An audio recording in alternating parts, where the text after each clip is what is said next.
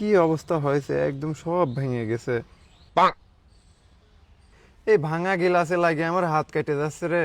ওই দিন পকেটের তে বাইর করতে যায় হাত কেটে গেছে এই যে এই জায়গা। কই দেখি। আসলেই তো তোর ফোনের তো খুব খারাপ অবস্থা রে। আচ্ছা তুই এক কাজ করিস, তুই বিকালবেলা আমার সাথে যাইস, আমি মামুন ভাইয়ের দোকানেতে তোর ফোনের একটা গরিলা গিলাস আর একটা ব্যাকপার্ট কিনে দেবো না। তাহলে আমার ফোনের বলছি বন্ধু আমার এটা ভেঙে গেছে, ব্যাটারি ফুলে গেছে, ক্যামেরা নষ্ট হয়ে গেছে, আর মোবাইলের চার্জ হচ্ছে না, ব্যাটারি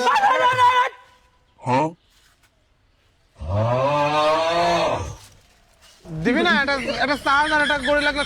আরে